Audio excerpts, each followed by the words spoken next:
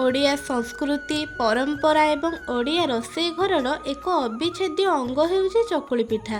ସକାଳର ଜଳଖିଆ ହେଉ, ସନ୍ଧ୍ୟାର ସ୍ନାକ୍ସରେ ହେଉ, ରାତିରେ ଡିନରରେ ହେଉ କିମ୍ବା କୌଣସି ପର୍ବପର୍ବାଣି ହେଲେ ଓଡ଼ିଆ ଘରେ ଚକୁଳି ପିଠାର ଆଦର ଅତି ନିଆରା। ଆମ ଓଡ଼ିଶାରେ ଚକୁଳି ପିଠାକୁ ବିଭିନ୍ନ ପ୍ରକାର ତିଆରି କରାଯାଇଥାଏ, ଯେମିତିକି ସାଧା ଚକୁଳି, ସରୁ ଚକୁଳି, ବୁଢ଼ା ଚକୁଳି, ମସଲା ବା ପରିବା ପକା ଚକୁଳି ଇତ୍ୟାଦି ଇତ୍ୟାଦି। ଆମ ଓଡ଼ିଆ ଘରେ ଚକୁଳି ପିଠାକୁ ଭିନ୍ନ ଭିନ୍ନ ତରକାରୀ ସହିତ ପରସା ଯାଇଥାଏ, ଯେମିତିକି ଡାଲମା, ମଟର ତରକାରୀ, ଆଳୁଦମ୍, ଚିକେନ ଏବଂ ମଟନ ସହିତ ମଧ୍ୟ ଖିଆଯାଇଥାଏ। ପିଲାଦିନେ ଘରେ ଯେଉଁଦିନ ଜଳଖିଆରେ ଚକୁଳି ପିଠା ହେବାର ଥାଏ, ତା ପୂର୍ବ ଦିନ ରାତିରେ ମୋତେ ଜମାରୁ ବି ନିଦ ହୁଏନି। ତ ସକାଳୁ ଜଲ୍ଦି ଜଲ୍ଦି ଉଠିକି ଦାନ୍ତ ଘଷିକି ମୁଁ ବସି ପଡ଼େ ଜଳଖିଆ କରିବା ପାଇଁ।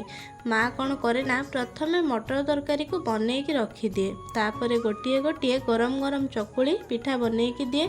ଆଉ ମୁଁ ସେଇଠି ତା ପାଖରେ ଚୁଲି ମୁଣ୍ଡରେ ବସିକି ଖାଏ। ଖାଉ ଖାଉ କେତେବେଳେ 5-6ଟା ପିଠା ଖାଇଦିଏ, କିଛି ଜଣାପଡ଼େନି। ମୋର ତ ଚକୁଳି ପିଠା ବହୁତ ପ୍ରିୟ। ଆପଣମାନଙ୍କୁ ଭଲ ଲାଗେ ନା ନାହିଁ? ଆଉ ଯଦି ଭଲ ଲାଗେ ତ ଚକୁଳି ସହିତ କ'ଣ ଲଗେଇକି ଖାଇବାକୁ ଭଲ ଲାଗେ କମେଣ୍ଟରେ ଜଣାଇବେ। ଭିଡ଼ିଓଟିକୁ ଲାଷ୍ଟ ଯାଏଁ ଦେଖିଥିବାରୁ ଆପଣମାନଙ୍କୁ ବହୁତ ବହୁତ ଧନ୍ୟବାଦ। ଦେଖା ହେବ ନେକ୍ସଟ ଭିଡ଼ିଓରେ। ରହିଲି, ବାଇ ବାଇ।